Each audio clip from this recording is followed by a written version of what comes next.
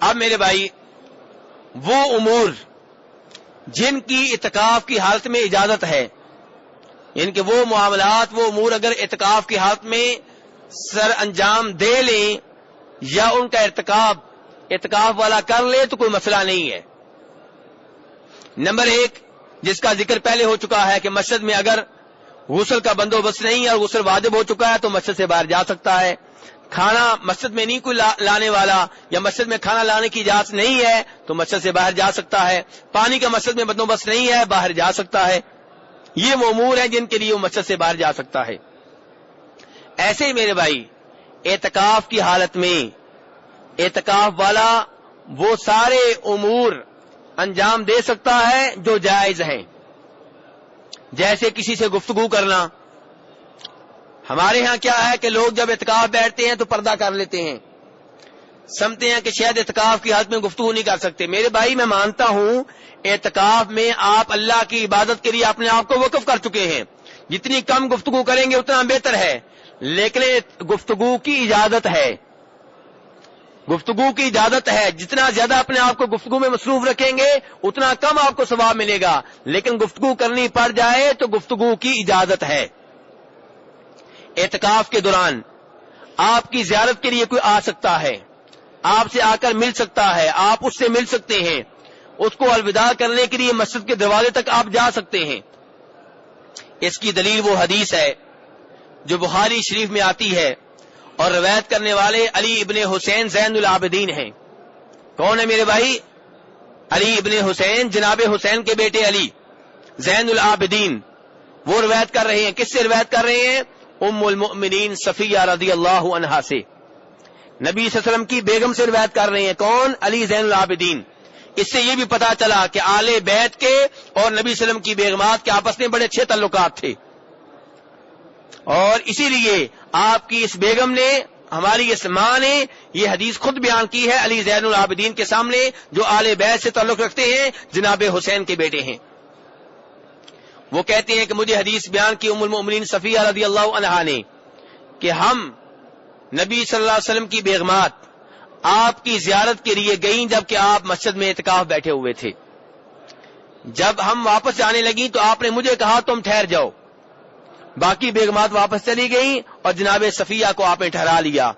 ان سے کچھ دیر آپ گفتگو کرتے رہے، اپنی بیگم سے کچھ دیر آپ گفتگو کرتے رہے، اور اس کے بعد آپ جب وہ جانے لگیں آپ ان کو چھوڑنے کے لیے مسجد کے دروازے تک آئے۔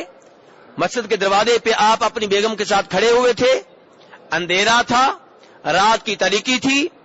2 انصاری صحابی ان کے پاس سے گزرے، انہوں نے سلام کیا، اور جب دیکھا کہ رسول اکرم صلی اللہ علیہ وسلم ایک خاتون کے پاس کھڑے ہیں، انہوں نے اپنی رفتار تیز کر دی، شرما گئے۔ نبی صلی اللہ علیہ وسلم نے انہیں بلا لیا، واپس آئے۔ آپ نے کہا کہ میرے صحابیوں، یہ میری بیگم صفیہ بنت حیی ہے۔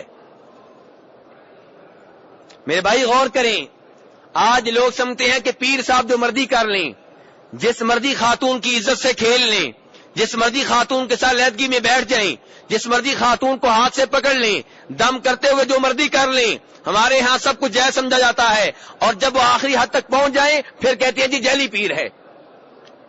اس سے پہلے اصلی پیر ہوتا ہے، جب وہ لڑکی بگا کے لے جائے پھر جعلی پیر بنتا ہے، اس سے پہلے ٹھیک رہتا ہے۔ یہ کیا تماشا ہے؟ ام المومنین عائشہ رضی اللہ عنہا فرماتی ہیں نبی صلی اللہ علیہ وسلم نے کبھی بھی کسی غیر خاتون کو ہاتھ نہیں لگایا۔ میرے بھائی آپ سے بڑا کوئی مقدس ہے؟ آپ سے کوئی آلہ ہے؟ آپ سے بڑا کوئی ولی ہے؟ آپ سے بڑا کوئی بزرگ ہے؟ اس سب کے باوجود جناب عائشہ فرماتی ہیں آپ نے کبھی کسی غیر خاتون کے ہاتھ کو نہیں پکڑا، کسی کو ہاتھ نہیں لگایا۔ اور یہ کون سے بزرگ آ گئے ہیں جن سے ہم نے دین کو اٹھا لیا ہے کہ ان کو معافیاں ہیں، نہ نماز پڑھیں، نہ غسل کریں، نہ روزے رکھیں، نہ کسی خاتون کا احترام ہے، جس کے پاس مرضی بیٹھ جائیں، ننگے پھرتے رہے۔ یہ کون سا دین ہے؟ بہرحال یہاں پہ نبی صلی اللہ علیہ وسلم وضاحت کر رہے ہیں، اپنے 2 صحابیوں کو بتا رہے ہیں کہ میرے صحابیوں، یہ میری بیگم صفیہ ہے۔ صحابی حیران رہ گئے، پریشان ہو گئے کہ اللہ کے رسول صلی اللہ علیہ وسلم نے یہ وضاحت کیوں کی ہے؟ آپ نے فرمایا میرے صحابیوں، تم نہیں جانتے، بخاری شریف کی حدیث ہے، تم نہیں جانتے کہ شیطان انسان کی رگوں میں انسان کے ساتھ ایسے رہتا ہے، انسان کو گمراہ کرنے کی ایسے مسلسل کوشش کرتا رہتا ہے جیسے خون انسان کی رگوں میں مسلسل دوڑتا رہتا ہے. اور فرمایا مجھے خطرہ تھا کہ شیطان تمہارے دلوں میں کوئی چیز ڈال دے گا. آپ فرما رہے مجھے خطرہ تھا کہ شیطان تمہارے دلوں میں کوئی چیز ڈال دے گا. جب یہ صحابی یہاں سے گزرے تھے تب ان کے دل صاف تھے. گھر میں جاتے شیطان آتا، پتہ نہیں کون سی خاتون تھی، پتہ نہیں کس کے ساتھ ٹھہرے ہوئے تھے، شاید یہ ہوگی شاید وہ ہوگی. شیطان ایسے انسان کو گمراہ کرتا ہے. اور اگر صحابہ کرام اس غلط فہمی کا شکار ہو جاتے تو نبی صلی اللہ علیہ وسلم کا کوئی نقصان نہ ہوتا، ان کا اپنا نقصان ہو جاتا، ان کا اپنا ایمان خطرے میں پڑ جاتا، ان کا اپنا اسلام خطرے میں پڑ جاتا. اس لیے آپ نے ان کے ایمان کو بچایا، ان کے اسلام کو بچایا اور بتا دیا کہ میری بیگم صفیہ ہے. میرے بھائی اس سے یہ بھی پتا چلا کسی مسلمان کے لیے یہ درست نہیں ہے کہ کسی غیر خاتون کے ساتھ تنہائی میں کھڑا ہو، تنہائی میں باتیں کرے، کسی الگ کمرے میں بیٹھ کے باتیں کرے. اور اس میں یہ بھی معلوم ہوا کہ اگر وہ خاتون جس کے ساتھ آپ کھڑے ہیں آپ کی بہن ہے، آپ کی بیٹی ہے، آپ کی وہ محرم عورت ہے تو آپ لوگوں کو بتا دیں تاکہ آپ کے بارے میں کوئی غلط فہمی کا شکار نہ ہو. اپنی صفائی خود پیش کر دیں. خصوصاً علماء کرام ان کو چاہیے اپنے کیریئر کو صاف رکھیں، اپنے آپ کو بے داغ رکھیں، اپنے کردار کو اتنا صاف رکھیں کہ کوئی انگلی نہ اٹھا سکے. جب بھی کوئی ایسا معاملہ ہو واضح کر دیں. جب کسی وقت نماز نہیں پڑھ سکے، مسجد میں نہیں آ سکے، لوگوں کو بتا دیں کہ آج کیا مسئلہ تھا، کیا مشکل تھی، تاکہ لوگ عالم دین کے بارے میں کسی غلط فہمی کا شکار نہ ہو. اور لوگوں کو بھی چاہیے علماء کرام کے بارے میں حسن ظن رکھیں، اچھی سوچ رکھیں. چھوٹی سی بات پہ مولویوں کے اوپر حملہ کر دینا، علماء دین کے بارے میں باتیں پھیلانا، ان کے بارے میں نفرت پھیلانا، لوگوں کو متنفر کرنا، یہ لوگوں کو دین سے دور کرنے کے مترادف ہے. اس کا نقصان کیا ہوگا؟ اس کا نقصان آپ کو ہوگا. آپ کی اولاد مولوی صاحب کی بات نہیں سنیں گی، ان سے قرآن پاک نہیں پڑھے گی، ان سے حدیث نہیں سنیں گی، پھر آپ کی اولاد خراب ہوگی اور اس کے ذمہ دار کون ہوں گے؟ خود آپ ہوں گے. لیکن یہ میں ان علماء کرام کی بات کر رہا ہوں جو شرک میں ملوث نہیں ہیں، جو دین ذاتی عمل میں کوتاہی ہونا اور چیز ہے، لیکن دین کو تبدیل کرنا، دین میں شرک کو داخل کرنا، دین میں بدعات کو داخل کرنا اتنا بڑا جرم ہے کہ ایسے آدمی کے پیچھے تو نماز تک نہیں ہوتی. تو بہرحال میرے بھائی اس حدیث میں اعتکاف کا مسئلہ کیا تھا؟ اعتکاف کا مسئلہ یہ تھا کہ نبی صلی اللہ علیہ وسلم سے جناب صفیہ ملنے کے لیے آئیں، آپ کی دیگر بیگمات بھی ملنے کے لیے آئیں، آپ کی زیارت کے لیے آئیں اور آپ سے گفتگو کرتی رہیں. مسجد کے دروازے تک آپ ان کو چھوڑنے کے لیے آئے. معلوم یہ ہوا کہ اعتکاف کی حالت میں یہ کام جائز ہے.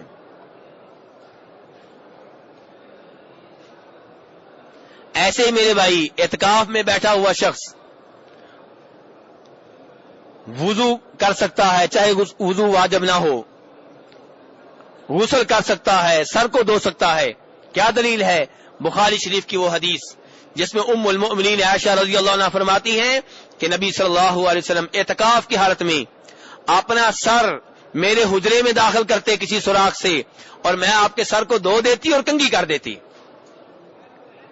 میرے بھائی کیا سر دھونا کسی وقت واجب ہوتا ہے؟ کوئی واجب نہیں ہوتا. تو اس کا مطلب یہ ہے کہ سر دھونا واجب نہیں تھا، پھر بھی آپ نے سر دھلوایا. اور کنگھی کرنا کون سی ضروری ہے؟ آپ نے کنگھی بھی کروائی. اور آج کیا ہوتا ہے جناب؟ اعتکاف بیٹھے ہوئے پوری دنیا کو پتا چل رہا ہے جناب، پردہ کیا ہوا ہے اور کپڑوں سے بدبو آ رہی ہے، میل لگی ہوئی ہے. جتنے زیادہ میلے کپڑے ہوتے ہیں اتنے زیادہ سمجھتے ہیں کہ ہم عبادت کر رہے ہیں. یہ کون سی عبادت ہے؟ نبی صلی اللہ علیہ وسلم سے زیادہ عبادت گزار کوئی نہیں تھا اور آپ سے بڑھ کے کوئی صاف ستھرا نہیں تھا. آپ سے خوشبوئیں آیا کرتی تھی، بدبو نہیں آیا کرتی تھی. آپ کے ہاں صفائی کا اتنا اہتمام تھا کہ بار بار مسواک کیا کرتے تھے. تو میرے بھائی اور خوشبو آپ استعمال کیا کرتے تھے. اس لیے میرے بھائی اپنے آپ سے بدبو نہ آنے دیں. یہ کون سی عبادت ہے کہ آپ سے بدبو آ رہی ہو اور سمجھتے ہیں کہ جتنی زیادہ بدبو آئے گی اتنا زیادہ بڑا ولی ہے، اتنا زیادہ بزرگ ہے. یہ کون سا دین ہے میرے بھائیو؟ ہمارے لیے نمونہ کون ہے؟ نبی صلی اللہ علیہ وسلم. سب سے زیادہ ستھرے انسان، خوشبو والے، خوشبو استعمال کرنے والے، ویسے تو آپ کا پسینہ بھی خوشبو تھا لیکن آپ خوشبو استعمال بھی کیا کرتے تھے اور کہا کرتے تھے مجھے خوشبو بہت پسند ہے. تو بہرحال میرے بھائی اعتکاف کی حالت میں اگر مسجد کے اندر بندوبست ہے تو آپ وہ غسل کر سکتے ہیں جو واجب نہیں ہے، آپ وہ وضو کر سکتے ہیں جو واجب نہیں ہے اگر مسجد کے اندر یہ بندوبست ہے. اگر مسجد کے اندر بندوبست نہیں ہے، باہر غسل کے لیے جانا پڑے گا، تب آپ وہ غسل کریں گے جو واجب ہوگا، جو واجب نہیں ہے وہ آپ نہیں کریں گے. تو میرے بھائی اعتکاف کی حالت میں اعتکاف بیٹھنے والا کسی مریض کی عیادت نہ کرے. اعتکاف کی حالت میں آپ کسی مریض کی عیادت کے لیے نہیں جا سکتے. مسجد سے اٹھ کر باہر کسی گھر جائیں، کسی کی بیمار پرسی کریں، اس بات کی گنجائش نہیں ہے. ہاں اس بات کی اجازت ہے کہ آپ قضاء حاجت کے لیے گئے ہوئے ہیں، آپ واجب غسل کے لیے باہر گئے ہوئے ہیں، کھانے کا بندوبست مسجد میں نہیں ہو سکا، آپ کھانے کے لیے گئے ہوئے ہیں، راستے میں آپ کو مریض مل گیا تو چلتے چلتے آپ اس کا حال پوچھ سکتے ہیں، لیکن اسپیشلی بیمار پرسی کے لیے آپ نہیں جا سکتے. اگر کوئی صاحب یہ کہیں جی ہمارے والد صاحب سخت بیمار ہیں، اعتکاف کی حالت میں خبر ملی ہے تو کیا کریں؟ میرے بھائی صبر کریں، نہیں تو آپ اعتکاف چھوڑ دیں. والد صاحب کی آپ عیادت کریں، کوئی بات نہیں. اعتکاف بیٹھنا واجب نہیں ہے اور نہ ہی یہ بات درست ہے کہ اعتکاف بیٹھ گیا تو اب واجب ہو گیا، کوئی ایسی بات نہیں ہے. ٹھیک ہے میرے بھائی، اعتکاف نفلی عبادت ہے. اگر اتنا ضروری کام آپ کو پڑ گیا ہے، آپ اپنے والد صاحب کی خدمت کرنا چاہتے ہیں، والدہ کی خدمت کرنا چاہتے ہیں، یا وہ فوت ہو گئے ہیں، آپ جنازے میں شریک ہونا آپ کا ضروری ہے، تو کوئی بات نہیں، آپ اعتکاف سے باہر آ جائیں. اعتکاف ایک سنت ہے، ایک نفل ہے، یہ کوئی واجب نہیں ہے، تو اس لیے آپ اعتکاف سے باہر آ سکتے ہیں. لیکن اگر آپ اعتکاف میں بیٹھے ہوئے ہیں تو پھر آپ کو اس بات کی اجازت نہیں ہے کسی بیمار کو پوچھنے کے لیے جائیں یا کسی جنازے میں شریک ہونے کے لیے جائیں. اور اگر جنازہ اسی مسجد میں ہو رہا ہو تب شریک ہو سکتے ہیں. لیکن اگر میدان میں ہو رہا ہے تو آپ مسجد سے اس لیے نہیں نکل سکتے کہ میں جنازہ پڑھنے کے لیے جا رہا ہوں. چاہے جنازہ پڑھنا عبادت ہے لیکن آپ اعتکاف کی حالت میں ہیں تو آپ اعتکاف میں رہیں. یہ اس حدیث میں آیا ہے جو جناب عائشہ روایت کرتی ہیں، ابو داؤد شریف میں موجود ہے. اور خود جناب عائشہ کے بارے میں بھی یہی آتا ہے کہ جب وہ جاتی تھی اعتکاف کی حالت میں مسجد سے نکلتی تھی تو وہ اپنے گھر جاتی تو راستے میں اگر کوئی بیمار مل جاتا تو اس سے حال پوچھ لیتی. اسپیشلی کسی کا حال پوچھنے کے لیے وہ نہیں جایا کرتی تھی. اعتکاف کی حالت میں میرے بھائی آپ جنازہ نہیں ادا کر سکتے، کسی کی عیادت کے لیے نہیں جا سکتے، اور کسی اہم ضرورت کے بغیر آپ اعتکاف سے باہر نہیں نکل سکتے. اب آخری بات یہ ہے کہ اعتکاف کے آداب کیا ہیں. اعتکاف کے آداب میں یہ ہے میرے بھائی کہ آپ جس مقصد کے لیے اعتکاف بیٹھے ہیں اس کے اوپر توجہ رکھیں. یہ ٹھیک ہے، میں نے آپ کو بتا دیا کہ اعتکاف کی حالت میں آپ بات کر سکتے ہیں، موبائل بھی استعمال کر سکتے ہیں، لیکن اعتکاف کا مقصد کیا ہے؟ اپنے آپ کو اللہ کی عبادت کے لیے وقف کر دینا. جتنی کم گفتگو کریں گے اتنا بہتر ہے، جتنا کم موبائل استعمال کریں گے اتنا بہتر ہے. اگر آپ اعتکاف بند کر دیں اور موبائل بند کر دیں تو اور اچھی بات ہے، لیکن میرے مسئلے بیان کرنے کا مقصد یہ تھا کہ اگر ساتھ والا موبائل استعمال کر رہے ہیں آپ اسے روک نہیں سکتے. آپ اسے نصیحت کر سکتے ہیں، بھئی اتنی زیادہ آپ باتیں کر رہے ہیں تو اعتکاف کا فائدہ کیا ہوا، سمجھا سکتے ہیں، نصیحت کر سکتے ہیں. لیکن آپ اس کو مجرم سمجھیں یا گنہگار سمجھیں تو یہ آپ کی اپنی غلطی ہے کہ آپ کے پاس اتنا علم نہیں ہے کہ آپ اس کے گنہگار سمجھ رہے ہیں جبکہ وہ گناہ نہیں کر رہا. ورنہ حقیقت یہی ہے کہ اعتکاف کی حالت میں آپ زیادہ سے زیادہ تلاوت کریں، اللہ کا ذکر کریں، دعا میں مصروف رہیں، نوافل ادا کریں، تراویح آپ پڑھیں. تو میرے بھائی قرآن کا ترجمہ و تفسیر پڑھیں، دینی کتابیں آپ پڑھیں. یہ وہ امور ہیں جن میں آپ اپنے آپ کو مصروف رکھیں. جتنی کم گفتگو کریں گے اتنا بہتر ہے. اعتکاف کا مطلب یہ نہیں ہے کہ آپ اپنی اعتکاف گاہ میں محفل لگا لیں، کبھی یہ دوست آ رہا ہے، کبھی وہ آ رہا ہے، کبھی یہ رشتہ دار، کبھی وہ رشتہ دار، محفل لگی ہوئی ہے، یہ تو بیٹھک ہو گئی گھر کی. نہیں میرے بھائی، یہ اعتکاف گاہ ہے لیکن اس میں کوئی شک و شبہ نہیں ہے. اس کے باوجود نصیحت یہی ہے کہ آپ اعتکاف کا خیال رکھیں. لیکن اجازت پھر بھی ہے، اگر آپ کی زیارت کے لیے کوئی آئے تو آپ اس سے بات کر سکتے ہیں، اپنی بیگم سے بات کر سکتے ہیں، اپنے بچوں سے بات کر سکتے ہیں، دوستوں سے بات کر سکتے ہیں. اللہ تبارک و تعالی ہمیں اس عبادت میں بھی حصہ لینے کی توفیق عنایت فرمائے اور خصوصاً مسجد نبوی میں، مسجد حرام میں لوگ تو اعتکاف عام مسجدوں میں بیٹھتے ہیں. میرے بھائی اللہ نے آپ کے اوپر فضل کیا ہے کہ آپ مسجد نبوی میں آئے ہوئے ہیں، مسجد حرام میں آئے ہوئے ہیں. اگر آپ کا ویزا آپ کو اجازت دیتا ہے تو اس ثواب سے محروم نہ رہیں اور یہاں اعتکاف بیٹھنے کی کوشش کریں. اللہ تبارک و تعالیٰ آپ کا اعتکاف قبول فرمائے. وآخر دعوانا ان الحمدللہ رب العالمین. جی ہاں بھائی کہتے ہیں یہ آپ لکھ کے دے دیتے ویسے کہ اعتکاف ختم کرنے کے بارے میں نہیں بتایا. تو وہ میں نے بتایا تھا کہ جب عید کا چاند نظر آ جائے تو آپ اعتکاف سے باہر نکل سکتے ہیں. اب مسئلہ یہ ہے کہ کتنے ہار پہننا جائز ہے اعتکاف سے نکلنے کے بعد. ہاں جی ایسے ہی جب عمرہ کر کے آپ لاہور ایئرپورٹ پہ اتریں گے، کراچی ایئرپورٹ پہ اتریں گے، بمبئی ایئرپورٹ پہ، دلی ایئرپورٹ پہ، کتنے ہار آپ کو پہننے چاہیے؟ میرے بھائی ہار وہ پہنے جس کو اللہ تبارک و تعالیٰ کی طرف سے گارنٹی مل چکی ہو کہ تمہارا عمرہ قبول ہو چکا ہے، جس کو یہ گارنٹی مل چکی ہو کہ تمہارا اعتکاف قبول ہو چکا ہے. میرے بھائی جو خطرے میں ہو وہ ہار کیوں پہن رہا ہے، وہ پھول کیوں پہن رہا ہے، یہ کیا ہے میرے بھائی؟ صحابہ کرام کے بارے میں تو یہ آتا ہے والذین یؤتون ما آتوا وقلوبهم وجلة انہم الی ربہم راجعون. فرمایا کہ وہ لوگ جو اللہ کی راہ میں دیتے ہیں، جو بھی دیتے ہیں، دے رہے ہوتے ہیں، دل کانپ رہے ہوتے ہیں. ام المؤمنین عائشہ رضی اللہ عنہا نے پوچھا اللہ کے رسول یہ کون لوگ ہیں جو اللہ کی راہ میں دیتے ہیں پھر بھی ڈرتے ہیں، دیتے ہیں پھر بھی دل کانپ رہے ہوتے ہیں؟ کیا یہ چور ہیں؟ کیا یہ ڈاکو ہیں؟ کیا یہ بدکار ہیں؟ فرمایا نہیں صدیق کی بیٹی، نہ یہ چور ہیں، نہ یہ ڈاکو ہیں، نہ یہ بدکار ہیں، لیکن مسئلہ یہ ہے کہ وہ اللہ کی راہ میں دے کے پریشان یہ ہوتے ہیں کہ پتہ نہیں اس شہنشاہ نے قبول کیا ہے کہ نہیں کیا.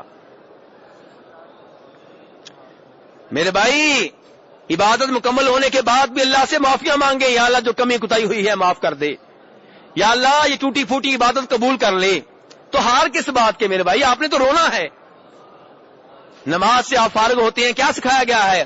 اللہ اکبر، استغفر اللہ، استغفر اللہ، استغفر اللہ. نماز پڑھی ہے اور فوراً معافی مانگی جا رہی ہے کہ یا اللہ معاف کر دے. کس چیز کی معافی ہے؟ حالانکہ عبادت کی ہے اس لیے کہ پتہ نہیں اللہ نے یہ عبادت قبول کی ہے کہ نہیں کی. کتنی مرتبہ ہم نماز میں ہوتے ہوئے نماز سے باہر نکل جاتے ہیں تو اللہ سے معافی مانگی جاتی ہے. حج کے بعد بھی یہی صورتحال اللہ کا ذکر کیا جاتا ہے. تمام عبادات کے بعد میرے بھائی اللہ سے ڈرنا چاہیے، رونا چاہیے. دیکھیے ابراہیم علیہ السلام، اسماعیل علیہ السلام دونوں کون ہیں؟ نبی ہیں، باپ بیٹا ہیں، نبی ہیں، رسول ہیں، اور کام کیا کر رہے ہیں؟ بیت اللہ بنا رہے ہیں. آپ تو اعتکاف بیٹھ رہے ہیں نا، وہ کیا کر رہے ہیں؟ بیت اللہ بنا رہے ہیں. اور کیا کہہ رہے ہیں؟ ربنا تقبل منا انک انت السمیع العلیم. یا اللہ یہ نیکی قبول کر لے. نیک عمل بیت اللہ بنانے کا، بنانے والے دونوں نبی، جو بنایا جا رہا ہے وہ بیت اللہ، اور اللہ کی منت کیا کر رہے ہیں؟ اللہ سے درخواست کیا کر رہے ہیں؟ یا اللہ قبول کر لے. اللہ نے قبول نہ کیا تو ہم کیا کر لیں گے؟ اسی میرے بھائی اعتکاف سے اٹھنے کے بعد ہار پہننے کا کوئی مطلب نہیں ہے. یہ جو اتنا استقبال ہوتا ہے اس کا کوئی مطلب نہیں ہے. یہ جو عمرے کے بعد یہ سب کچھ ہوتا ہے اس کا کوئی مطلب نہیں ہے. میرے بھائی اللہ سے ڈرنا چاہیے، اللہ سے معافی مانگنی چاہیے، اللہ سے درخواست کرنی چاہیے، یا اللہ ٹوٹی پھوٹی عبادت قبول فرما لے.